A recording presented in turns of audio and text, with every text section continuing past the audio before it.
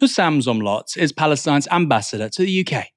He's an accomplished media performer and regularly appears in news studios whenever Israel-Palestine becomes an issue the British media wants to talk about.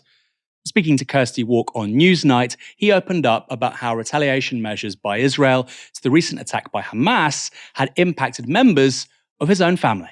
There's more than 800 dead in Gaza, including members of your own extended family. Do you know what happened to them? They were just sitting at their home and they were simply bombarded. Their entire building was brought down. My cousin, Aya, her two children, her husband, her mother-in-law, and two other relatives died immediately, were killed instantly.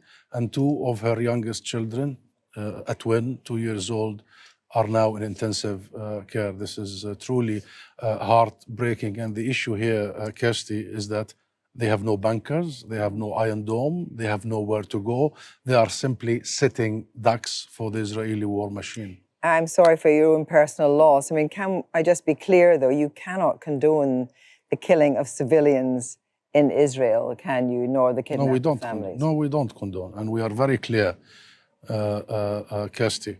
We reject any targeting or harming of civilians from all sides.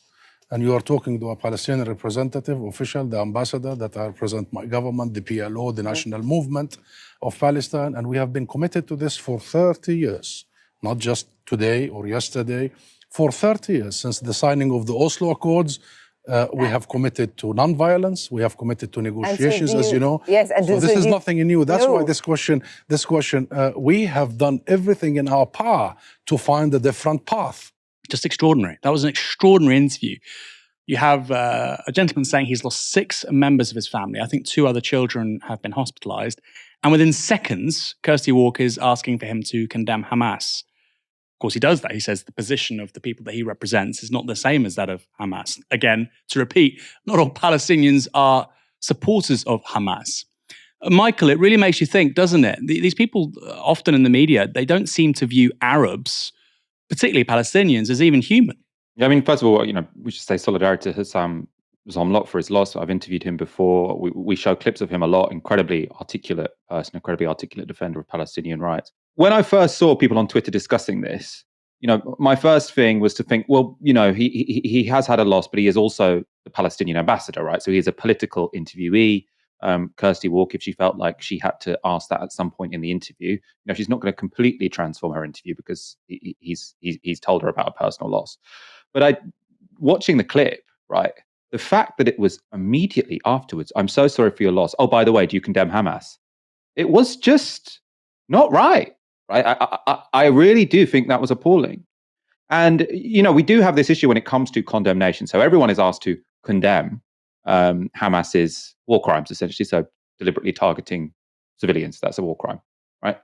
But how often do you see an Israeli ambassador or anyone sort of speaking in defense of the Israeli side said, do you condemn the collective punishment of the people of Gaza, right? Do you condemn turning off the war to 2 million people as if they are all guilty of a brutal war crime committed by some people in a militia, right? And it is always put on the Palestinians. And yes, I think it's okay to ask a Palestinian ambassador that question, as I think it should be a moral obligation, to ask an Israeli ambassador about whether or not it is a war crime for them to be cutting off people's water, because the ambassador is actually connected to the government doing that. Hussam Zomlot's not actually connected to Hamas, who are committing these, because he is, as you say, the ambassador for the Palestinian Authority, a separate entity, or for the Palestinian Liberation Organization.